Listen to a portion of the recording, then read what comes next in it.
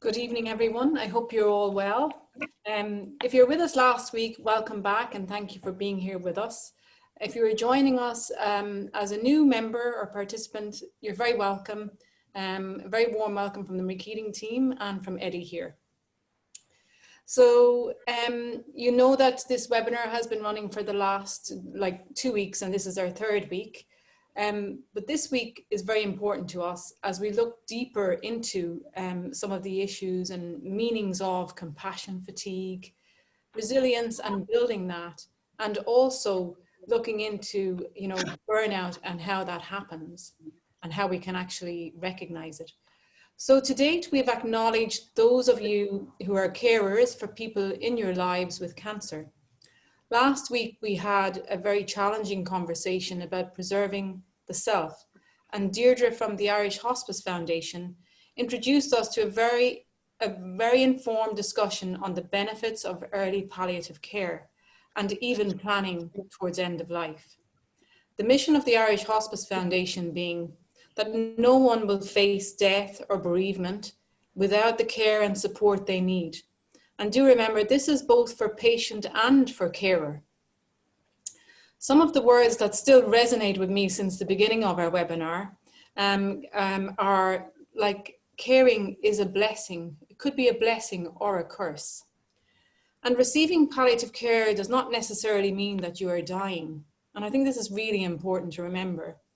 But if you don't connect with palliative care, this could mean that people die unprepared.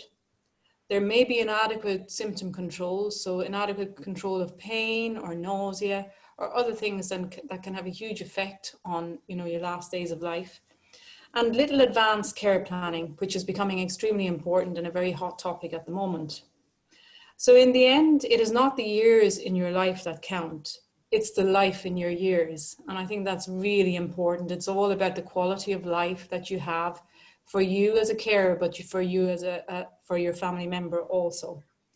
So all 4 series are hosted by Eddie, and Eddie is a clinical psychologist, but also Eddie has been, very kind to share some of his own personal experience with cancer with his lovely wife, Carol. So thank you, Eddie, for that.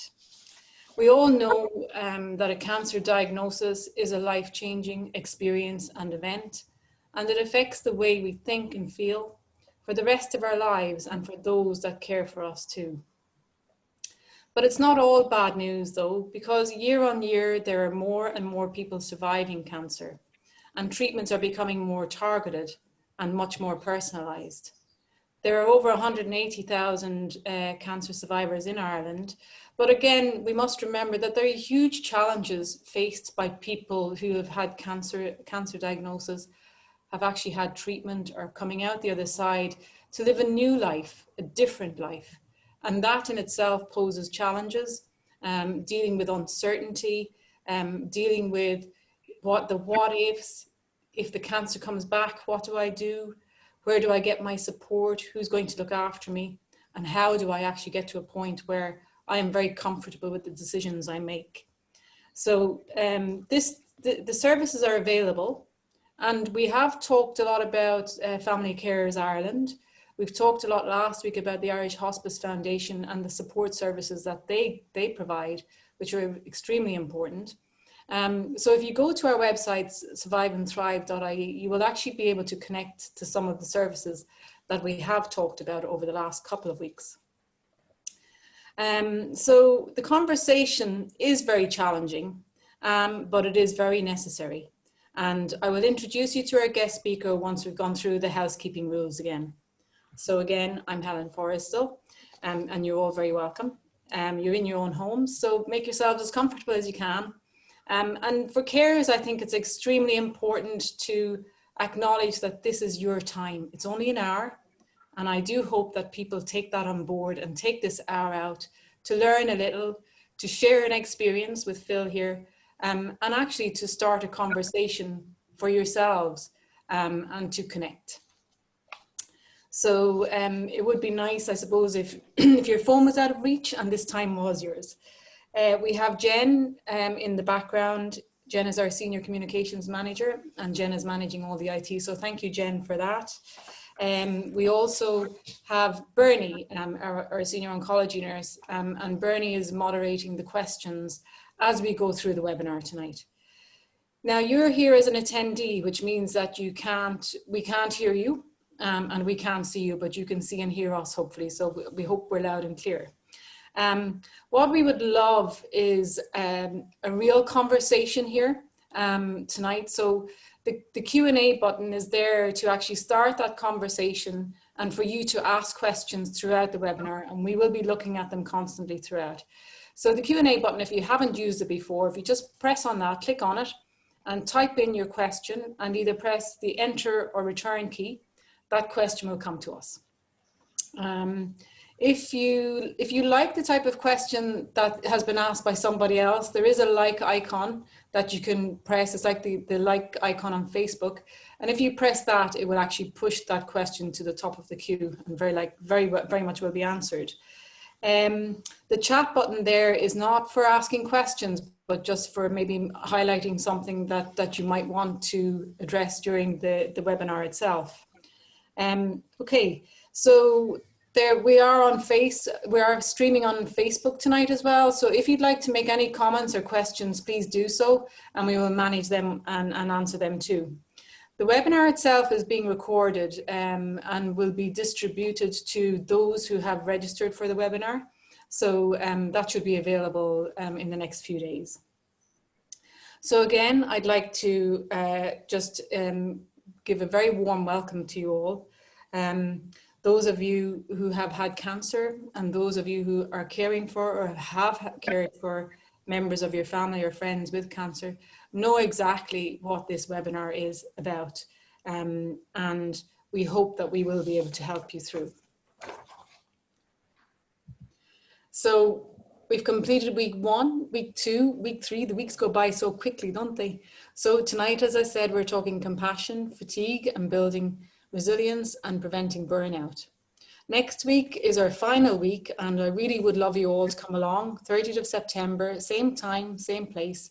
And we're actually going to talk about the importance of self-care. And we have Dr. Sinead Lynch coming along to talk to us. She's a psychologist also, but she's going to focus very much on teaching us mindfulness and taking that away with us and hopefully using it throughout the rest of our lives, just to help with a little bit of space and time for yourself. So these words are in our minds, they're in our lives, and you know, most of our lives have changed because of COVID. We're heading into a very difficult space again. The numbers are increasing and rising, and we're listening to it all the time.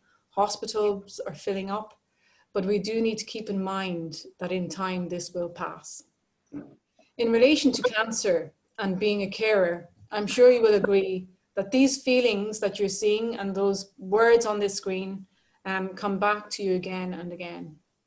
So things like exhaustion, privilege, happiness, limitations, uncertainty. They're actually a bunch of very mixed emotions, aren't they? And I'm sure you'll agree that's what caring is all about. And I'm sure it's very familiar to you all. So for those of you in the audience who are carers, some of these thoughts become reality, particularly for those who have a family member needing care, but also for those who need to work to pay bills. And you'll see sort of like work-life balance. You know, how do we manage that when we're actually having to go to work as well? Juggling, what limits do you put on yourself? So this is the reality in this life and in this space tonight. So we're now forever protecting, preventing infection, dealing with disruption in our follow-up appointments, cocooning, communicating virtually, lockdown, isolation, and all the what ifs. So Eddie is with us tonight. I don't think Eddie needs too much of an introduction now, but you're very welcome again tonight, Eddie. Thanks for being here. And Eddie is a clinical psychologist working in the HSE, and we have adopted him into the Marie Keating Foundation team as well. So welcome, Eddie. Thank you very much. So again, as I said, compassion, fatigue, building resilience, and preventing burnout. Again, I would reiterate that, you know, everything said in this group is confidential. And during this hour, we may share feelings and experiences just as they are. There are no right or wrong statements. It is your statement. And the sharing that takes place here is a gift. It's a gift to all of us. So I would encourage you to participate in the conversation that's about to happen. And we really do appreciate your participation. So I'm now going to introduce you to Phil. And I have great pleasure in introducing Phil. I know Phil for a long time. Phil is one of our Marie Keating nurses and community information nurse. And Phil has a wealth of experience as a nurse for over 30 years. Phil also works in Feroiga as a volunteer. So, but she's a mother of 5 adult children, and I'm sure that hasn't been easy all your life, Phil. Working, she's a wife, and she's also a carer for her brother, and has had to care for both her mother and her father, who died from cancer. So, so before we go on to talk to Phil, I'm going to stop sharing my screen and I'm going to bring you both in. And I think at this point, Eddie, like we've mentioned compassion fatigue, we've mentioned building resilience, and we've also talked about, you know, burnout. Would you be able to explain to us like what these are? Are they medical terms? How do they manifest themselves? So maybe we'll start off with compassion fatigue. Okay. Well, first of all, it's great. Really appreciate again Marie Keating Foundation. This is our 3rd week, and I know this week is slightly different, that we've opened it up to a wider group on both on the Facebook Marie Keating Facebook page, and people might be watching also on the Dr. Eddie Murphy Facebook page as well. And we're doing a simultaneous broadcast. So the real focus here is on carers, on supporting carers in their role. And we'll be talking specifically around carers with those individuals with cancer. And tonight's topics are around stress, burnout, and compassion fatigue, and then looking at building resilience. And in the context of carers, what we know is carers experience higher levels of stress than other people who don't have that caring role. And I listened to Phil there, and we'll get into it. Sort of over and back conversation later on. One of the pieces that was really is the amount of hats that people wear. That Phil wears a hat as a mom, as you know, and similarly, I wear hats too. I've got 2 boys, 10 and 12. A husband, I work. We all wear different hats, but I suppose the carer's hat is the one that sometimes can be foisted upon us. It's not one that we ask for. But I think invariably most of our lives will end up in a carer's role at some point in time. And then how do we, and the whole focus and the focus of the Marie Keating Carers program is to say, we want to support carers, we want to reach out to carers. And understanding stress and burnout and compassion fatigue helps. When you start understanding, then we'll be able to start identifying ways that we can engage in more self-care. So stress is like quite often, just to go into the difference between stress and burnout, stress is often when there's over-engagement, that the person there's an urgency, a hyperactivity, quite often it can be level of anxieties and it can be physically exhausting. So stress is, I liken, when it comes to the carer's role, I liken stress to the house being on fire. Okay? And sometimes maybe in the early phases of the diagnosis or the journey, the house can be on fire. And people are running around. We're trying to be hyperactive and do everything. And trying to do everything, sometimes being a sense of we're doing things because we feel that we're being judged by others. Does my mother-in-law, or does my father-in-law, or does my husband, mom, or etc. think I'm doing enough, or do the siblings of my think I'm doing enough? So it's like quite often we're running around mode. But burnout is the long-term impact of stress. Burnout is what happens is a disengagement. There's a blunting, or emotions get blunted. The person gets a sense of helplessness, and motivation is lost or diminished. And quite often, instead of this anxiety shown with stress, with burnout can be low mood and sustained prolonged low mood and depression, and it's emotionally tolling. Whereas, so you can sort of feel, so if stress is like your house is on fire, burnout is like your house is burnt down. There's nothing left to give. And the next phase on that is, it's prolonged burnout, is compassion fatigue. So compassion fatigue was identified with professional carers in the 90s with nurses, but they've identified it in family carers as well. And with compassion fatigue, is the key piece really is the empathy chip. So when we're caring for somebody, quite often we're coming from a space of understanding, a space of caring, a warmth. But with compassion fatigue, it's actually that the empathy it's almost like the person gets frozen, and they're going through the motion of caring, but they have an absence of empathy.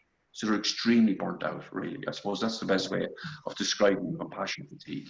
And you'd sometimes see that in carers, and you'd sometimes see that in nurses, actually, that are under supervised or not supported in the work that they do in wards or hospitals, and they're given all the time, and they're just exhausted.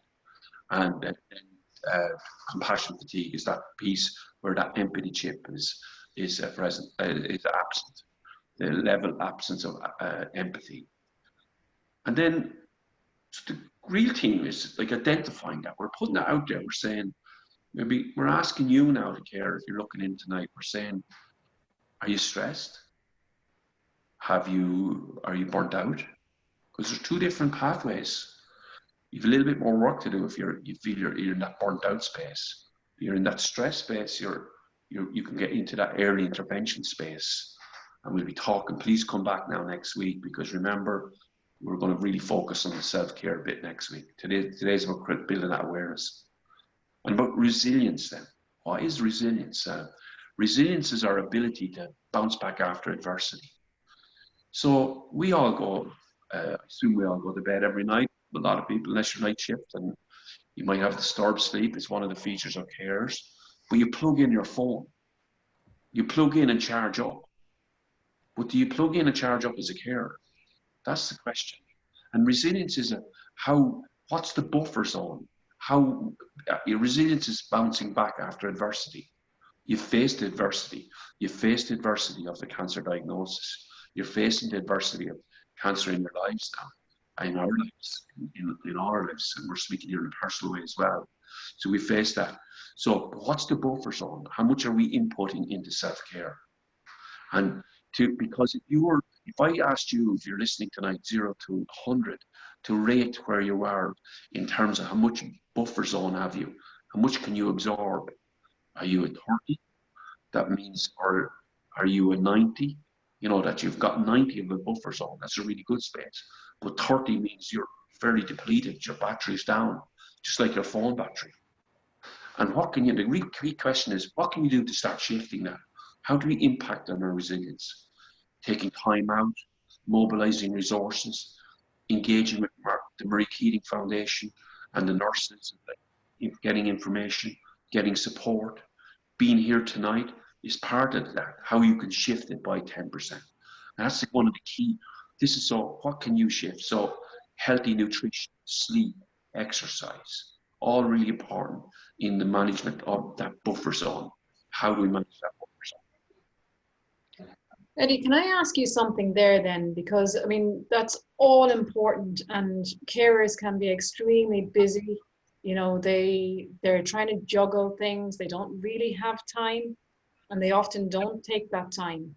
So are they able to recognize, do they get to a point where they are able to recognize that there is some sort of compassion fatigue, or that that buffer zone is actually very low or very high?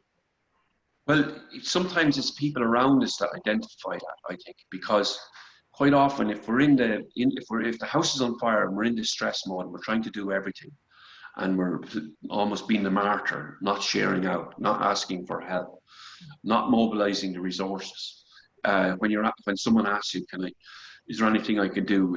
And you say, no, there's nothing. I'm fine. I'm grand. I'm good. And yet the person could be doing very small things, but all small little things add up. You know, people want it. People quite often want to feel useful.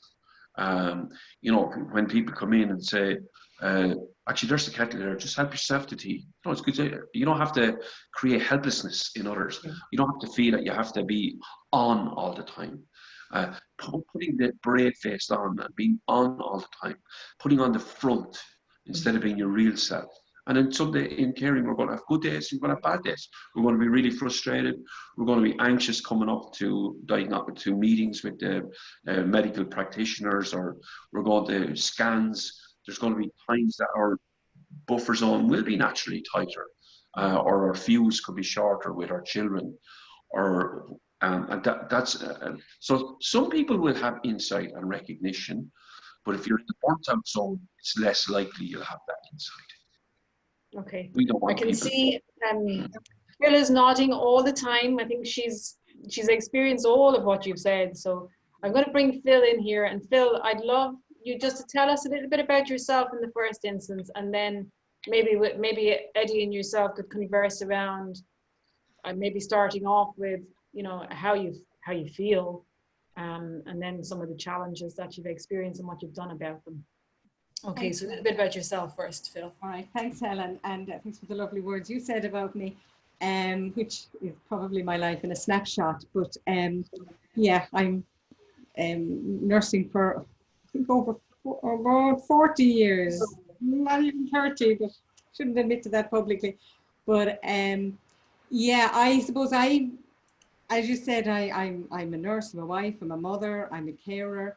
And I think in relation to my brother, and I just want to mention this very briefly, because there are so many different types of caring, but in relation to my brother, Joseph, and I have permission to use his name, who I love dearly, he is there was 4 of us. I was the girl, the eldest, and then there was 3 lads, and Joseph was the second youngest, and he was born with cerebral palsy.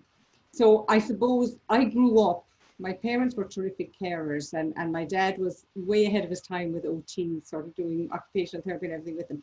But I grew up, I suppose, knowing, you know, sometimes in a caring role, particularly for somebody with a long-term condition, you grow up, or there's a member of the family that it's assumed, you're never asked, but it's assumed to be the carer, and everything in life is being done to do that. So I suppose in terms of Joseph, I knew, yes, are there times when I sit back nowadays and go, this is me, this is my life for the rest of my life? Yes, there are, but I knew what was coming there, and had some preparation. But I think I could identify with a lot of what Eddie was saying there in terms of the caring for mum and dad, because that I was thrown into. So life was going along fine. We were all living quite close together, looking out for each other. My parents were babysitting my children. And then when my mother had health issues, and then she got cancer. And no matter whether you're a nurse or whether you have no medical background or what, that cancer diagnosis, it just hits you, bang, gosh, this is actually happening to us. So what I felt with and I was why I was nodding there when Eddie was talking was, I thank God I've never got compassion fatigue. I haven't ever gone that bad. And I think maybe I would recognize it myself, probably from my nursing background. But I also have a very good family, both my own children, my husband, and my brothers, my other 2 brothers, who wouldn't be long telling you what to do and where to go, and what you're doing wrong, and how about looking after yourself. But it's interesting if I compare, my mother was ill with cancer for about 4 months. Dad was less than 6 weeks.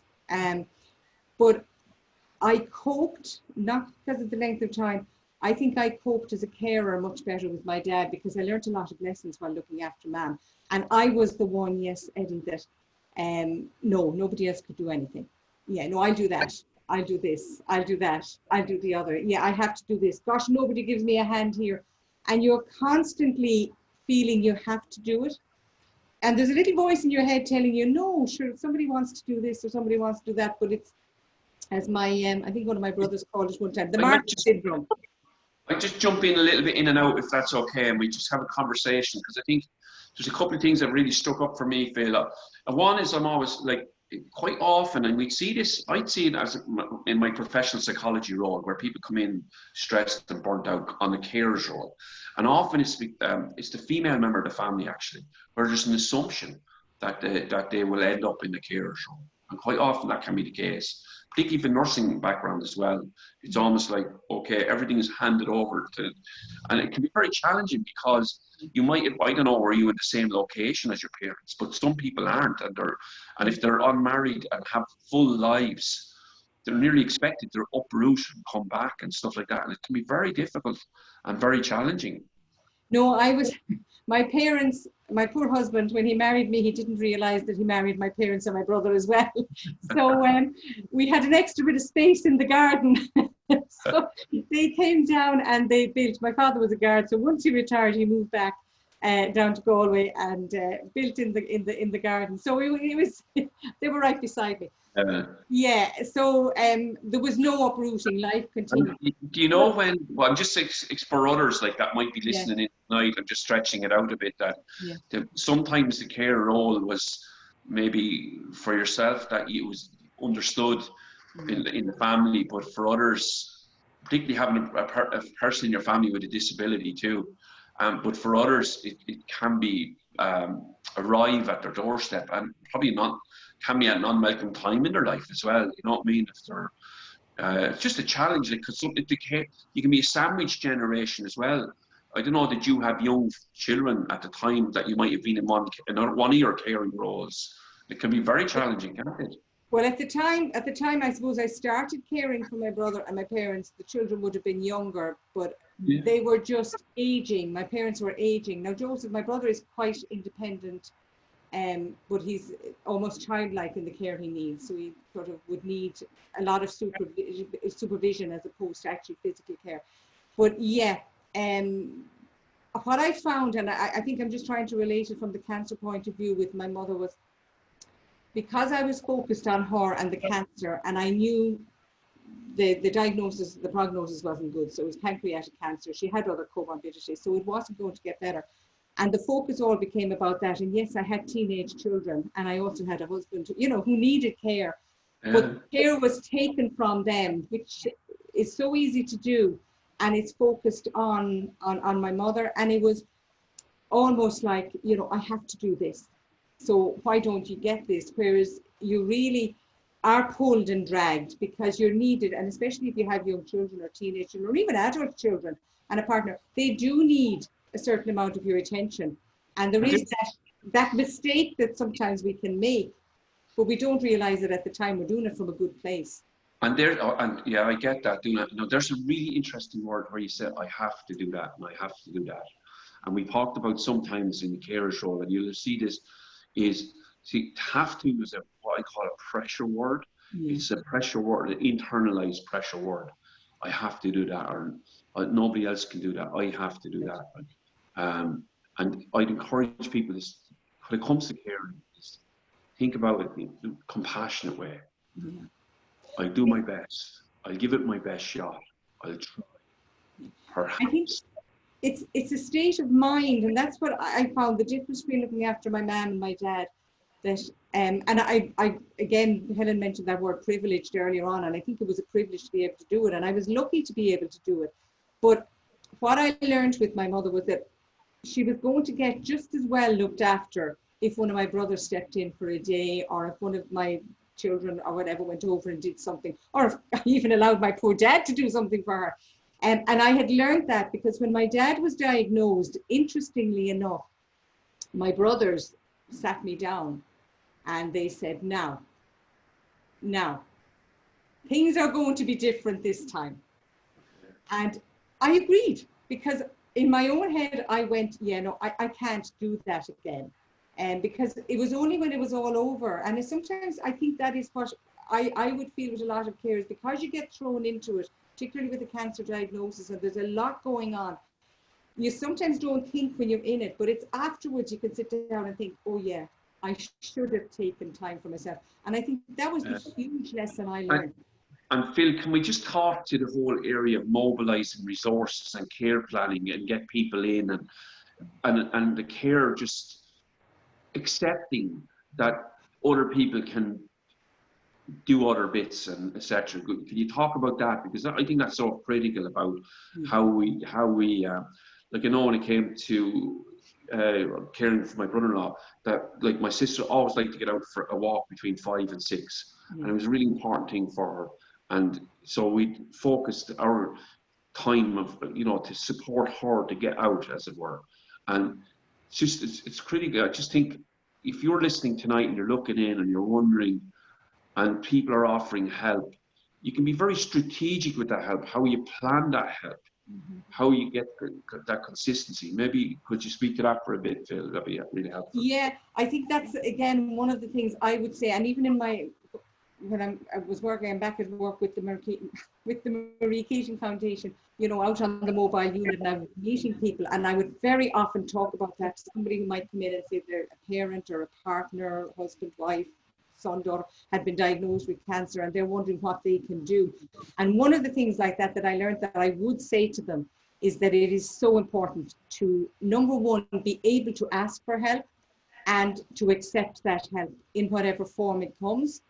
I think part of it being that sometimes we're, and particularly women, we're inclined to see asking for help, I think, as a little bit of a weakness, that we're not, it's showing that we're not capable of doing it. And I think it's particularly challenging for people who are maybe working, or for nurses. And this is one that I found quite difficult.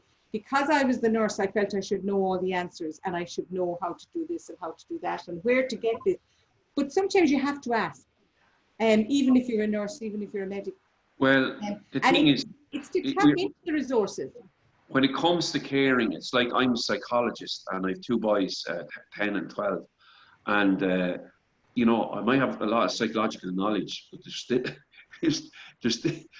they don't listen to you like a psychologist.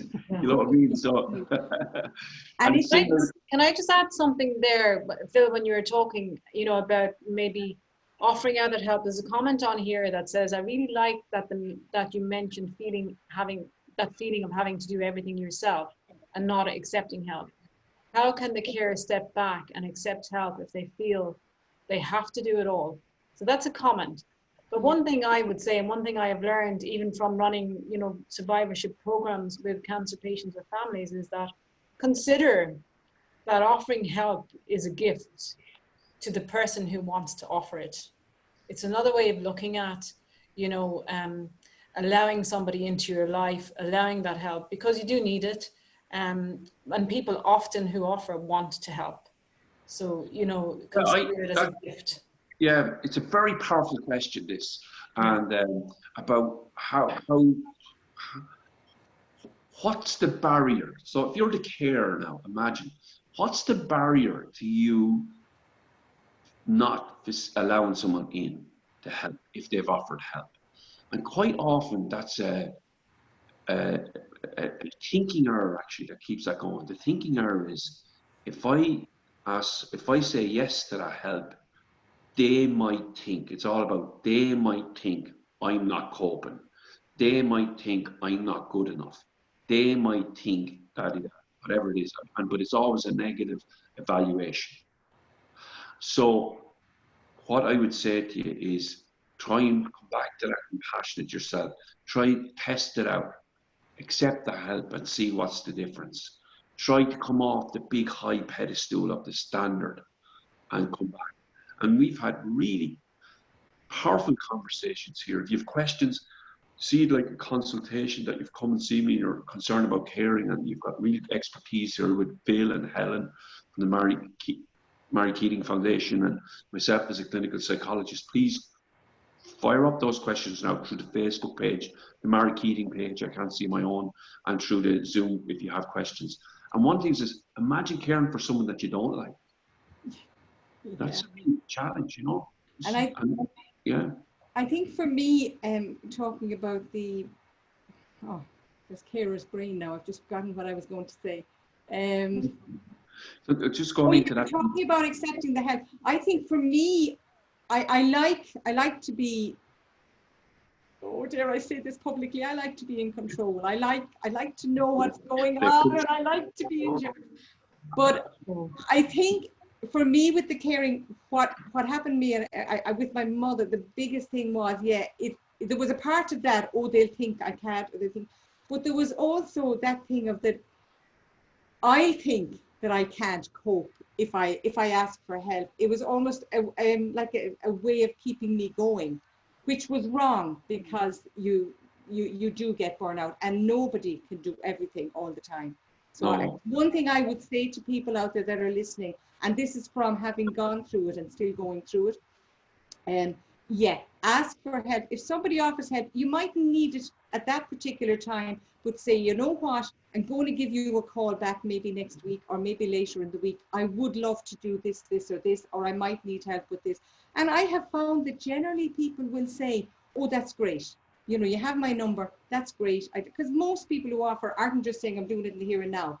They're offering out of genuine help. And they want, because they, rather than just visit and talk, they want that practical. Sometimes we need practical support. Sometimes we need emotional support.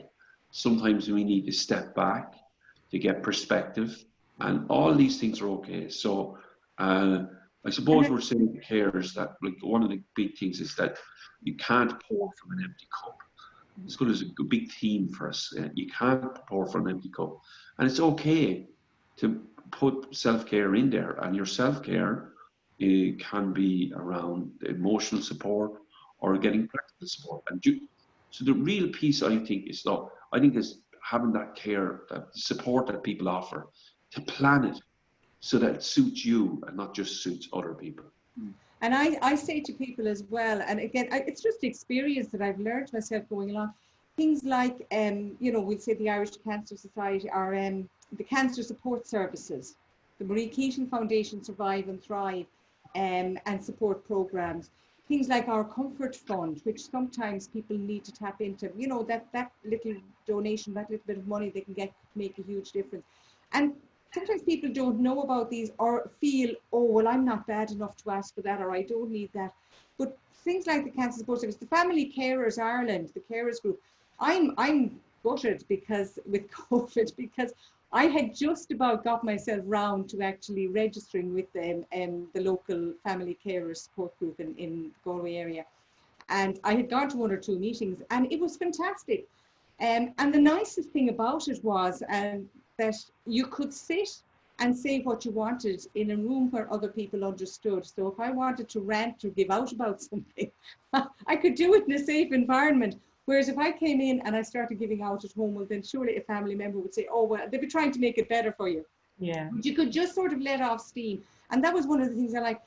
But it took me a long time to accept that these services are there. They're not there to say you're weak, but they're there to say tap in and help. And that, I think, is one of the first steps towards self-care, because they reinforce self-care. Did you block that, Phil, or did you block that in your life to start with, or you did?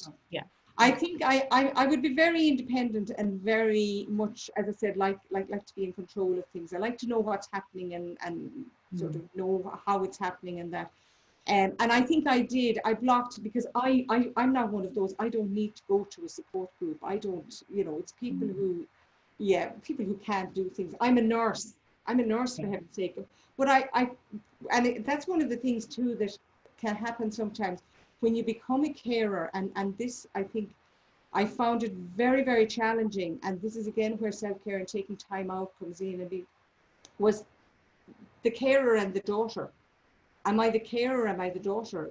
And like your parents are your parents. You get one life with them, and you don't want to end up just being a carer at the very end. You want to have time to be the daughter, the son, be the partner. One of the bits on that, and just stretch the discussion a little bit, is that sometimes, obviously, the caring role could be for a spouse. It can be different than from an elderly person, or caring for. So it can be different. One of the pieces too is around, and I'm as listening to you there, Phil, you talk about that control piece, and being doing. But sometimes I wonder, and quite often carers can do all this doing, because they don't. It's easier to do that than to focus on the cancer. It's easier to do that than focus on the potential loss, or it's easier to do that than focus on the anxiety of the future. So that we get caught up in that. And defense mechanism, isn't it? Yeah. Yeah, defense mechanism, yeah. And it can be just a feature of that, you know. I think it's, I think when we're in these caring roles, it's like, how do we, is to recognizing, so if you're listening tonight and recognizing, I know a couple of questions have come through there, Helen, you might want to bring them through to us, but. Yeah, I like, Angela has put in a comment really, and I'd like to read it out because I think it must be very difficult for Angela. She's saying, my 6 siblings just leave it all up to me. My mother has bowel cancer, and now my brother also has bowel cancer, and they just leave me to it. I mean, that's a very difficult situation to be in. So that's, I mean, there's a high, I'm not saying for that individual, there's, to me, you're a risk there now of high level of stress. And quite often, I think what actually happens is when people who are really strong copers, okay, and they can't acknowledge that they're being overwhelmed, the only way they can they get out of this cycle that you're in is actually the person gets sick themselves. And then when that person goes sick and can't provide the care, other people step up. So we don't want to see that for you. We would like to think that so this is about the communication, and this is the value of having, and sometimes that can be a very difficult communication. Might be able to say, listen, I'm trying to do this for mom and for my brother. I actually can't do this. I need to mobilize the resources. Now, you might be able to say that for yourself, because that can be a very difficult thing to say, because you might feel you're letting your mom down or you're letting your brother down. People might, I often think, which this has happened from my nursing days, you have a situation on the ward where the patient would say to you, you know, I've cancer, I don't want my family to know. And the family members would meet you later on and say, we know our father or mother have cancer, but we don't want them to know. And they work like 2 ships in the night. They meet each other, sit beside the bed, and never talk about everything. And yet they both know, and they both make a big pretense. So if you can't make that communication, then somebody of the other siblings, you might identify who you have a close relationship with, then you might use that as an example. Or you might have that conversation with that person. Or you might have a spouse or a partner, and then some people might feel, well, what are you actually asking? What help do you want? And think then having some care plan or support, some professional person, like a public health nurse that might be coming into your mom or something like that, having conversations with other family members, saying your sister's doing really brilliant here, but actually I need you to, the rest of the family need to support here as well. So you're trying to engineer something to get support. If you can't verbalize it yourself, then do it with of those other siblings who would be the most receptive to it. Is there another person in your life that can see all this going on and can be an honest broker and have that conversation and identify exactly what help you need? Yeah, and to add to that, Eddie, what I found as well, and I'm very, very thankful and very fortunate that I had very supportive family, you know, and I'm aware that not everybody has that.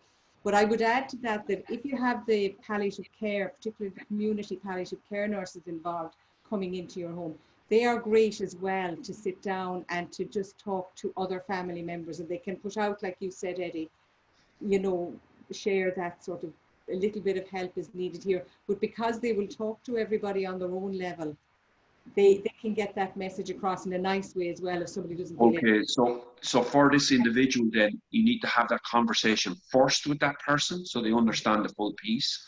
Yeah. But then the next time that they're around, that you've engineered it, that other family members are present and you have an important appointment, you can't make it on that particular day, but there'll be palliative care nurse there. And then, but the subtext is there's going to be an honest conversation happening.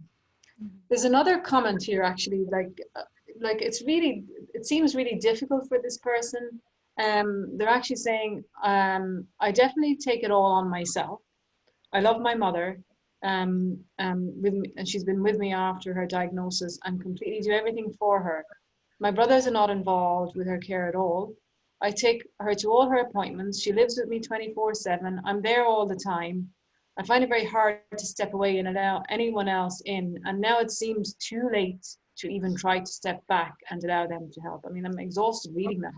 Yeah, no, yeah. So it's not too late, and I'm in a way, and I'm really glad you're reaching out here and getting some support and some guidance. And it's a hard conversation because there's two things going on. One is it sounds like that you took it all on board and you struggle to let other people in, but now you feel very overwhelmed and it's having to ask other people to come in and support.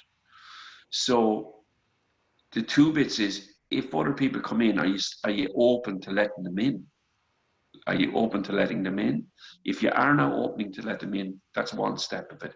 Then it's making the request. It doesn't make you a bad person.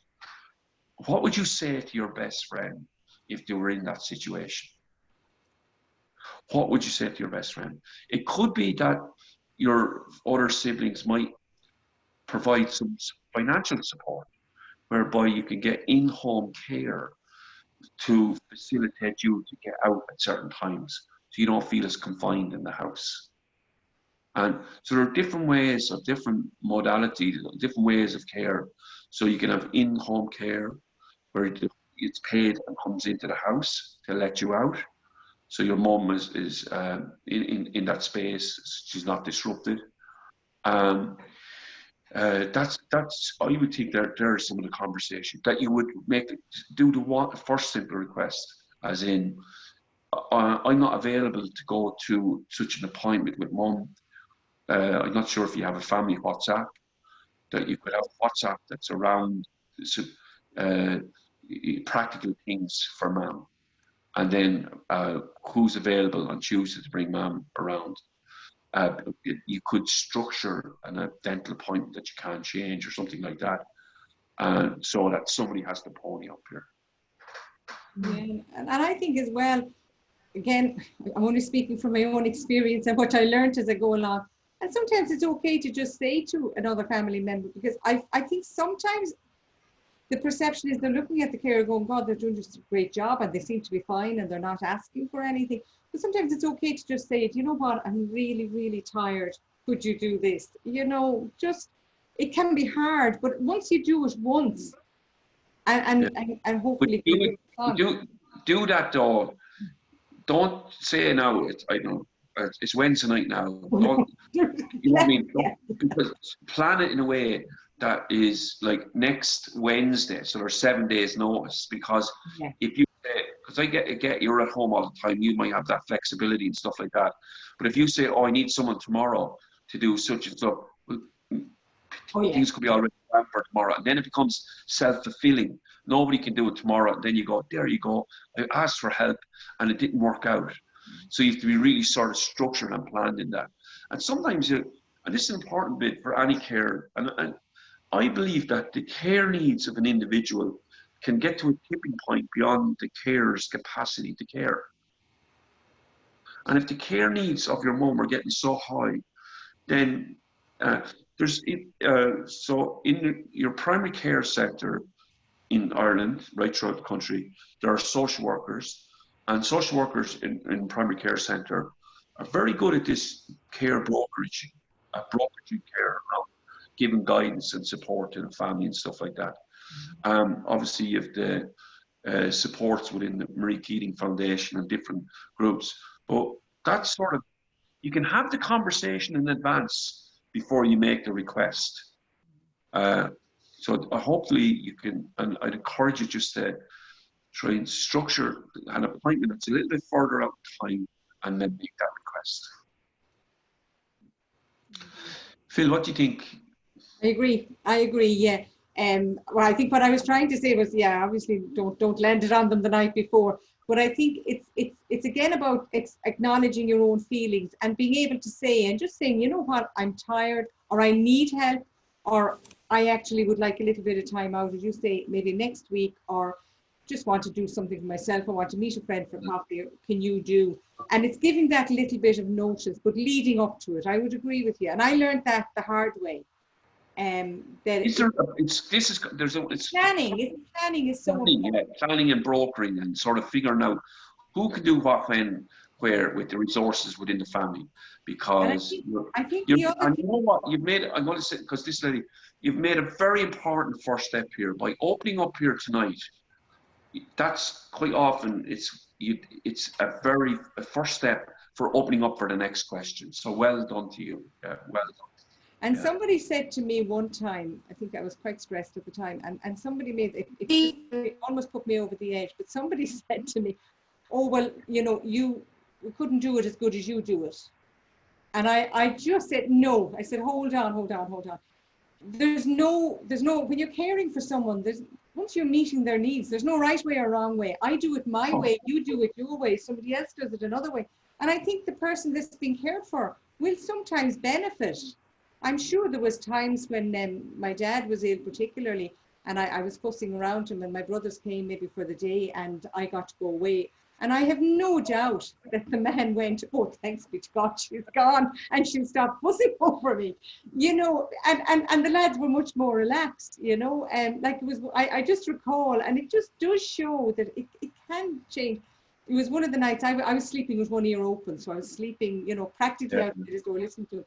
So one of my brothers was down and he said, no, I'm sleeping. I'm staying tonight. I'm sleeping here, and you go into your own house, you go away. Anyway, after much argument, I went, and I, of course, slept sound because I was so exhausted, and came out the next morning, and, you know, how many times were you up with him last night? And my brother said, oh, didn't wake at all. Like, I gave him a cup of tea there at 8 o'clock. He didn't wake late. And I would, what? But you mustn't have heard him. No, he never woke. And it was just the change in dynamic. Yeah. But while I was there, I think Dad expected me to be there. So he was wakening and expecting me to be into him. I was wakening and probably wakening him by going in to check on him. But my brother went into bed and said, sure, if he calls, I'll hear him. And if I don't, and it is just changing around benefits the person, you know, but they have the perception, oh, you're doing it. But we can all do it our own way. And the care is still the same. Well, that's why they say there's many ways to skin a cat. But that reminds me of a story in the nursing days. And it was a nurse in the ward. And I only realised as a psychologist later on, she was afraid of her life that someone would die in her shift. So on night duty, she used to go around with the pen, the light in the pen. And she'd go in a Nightingale ward, she'd go up to the bed and she'd put this torch in the person's face. And the person would wake up and she'd go, are you okay? She'd, yeah, grand. And then she'd move on to the next patient. And then she'd move on to the next patient. And she spent the whole night going around. Nobody got a night's sleep. Can I just bring in a question here before, I know we're kind of running on, but I'd just like to ask this question here from Facebook. What do parents do, for example, with children with special needs who cannot help and perhaps have compassion fatigue? Say that again. What do parents do with children with special needs? What do parents do, for example, with children with special needs who cannot help and perhaps have compassion fatigue? So it depends on if the child has special needs and can't help. Like that sounds like the level that depends on the level of disability that the child would have.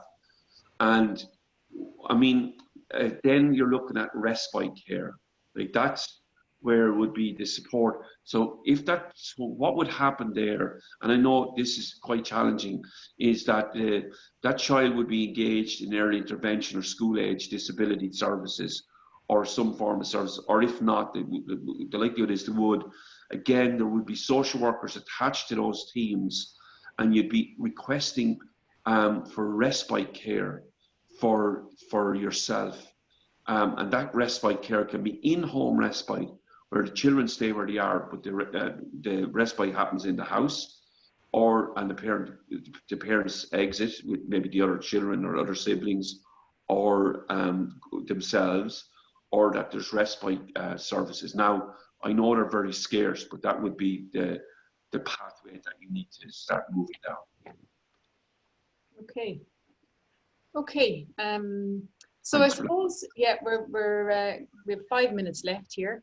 I think it has been a difficult conversation tonight, and I think there has been, there's maybe, there is difficulty out there for some carers, certainly from some of the comments that have been made tonight. And caring's tough, like caring, it depends, and there's different ends of caring. Like that person there, I'm sure they're fighting for resources, and if it's in that disability space, and people in the cancer space are fighting for resources, and people are trying to care, and as Phil says, they're sleep disturbed at night time, and they're exhausted.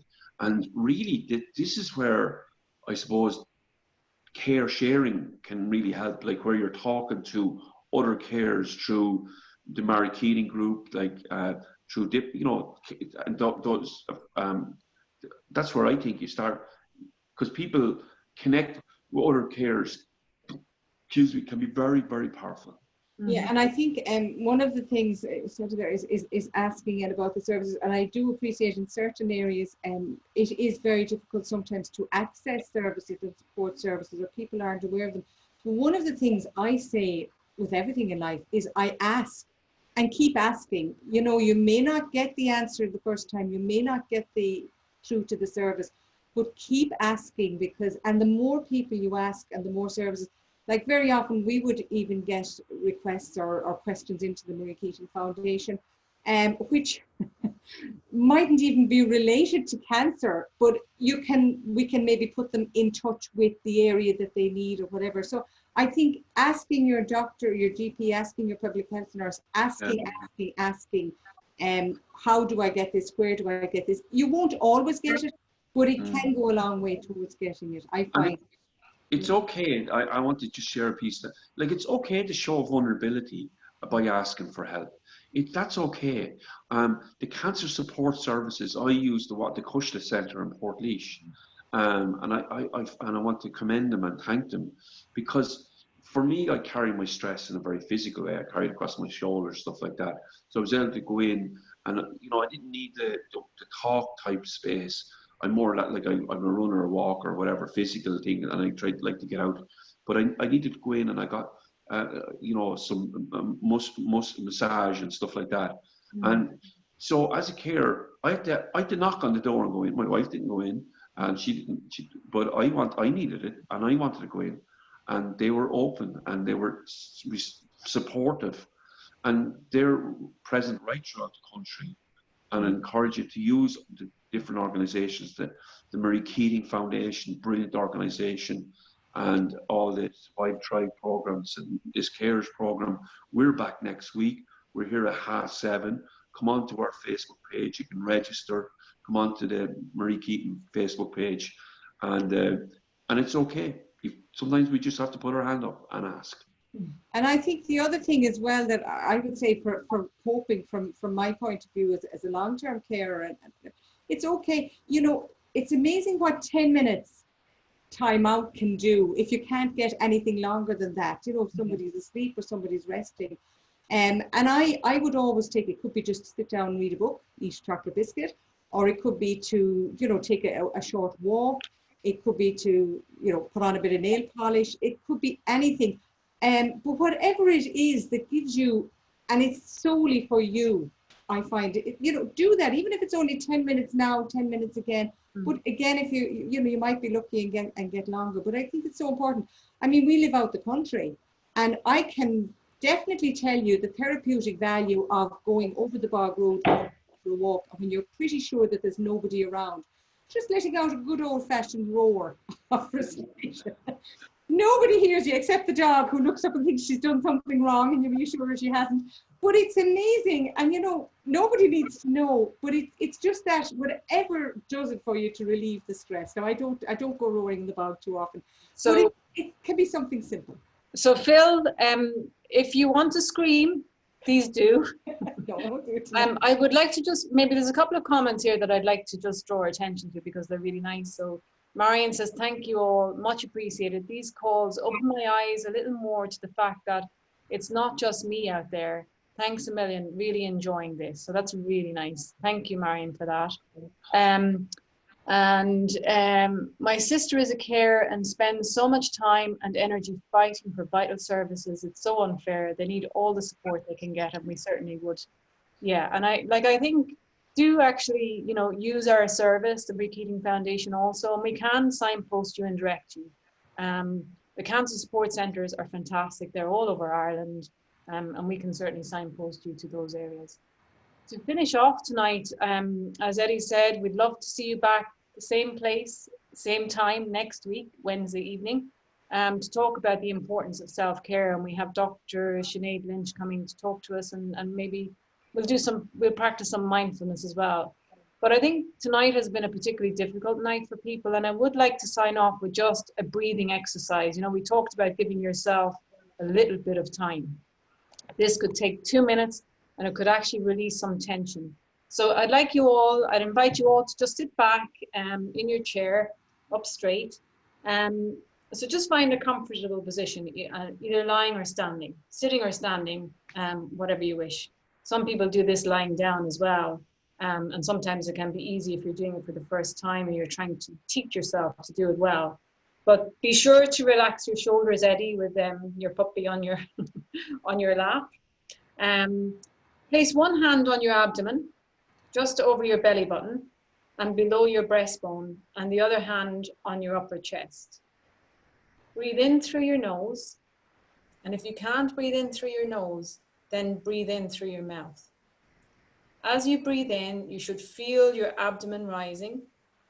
And at the same time, you should feel only a little movement in your upper chest area. Now, purse your lips as if you're blowing out a candle and blow out slowly. Just release all that tension.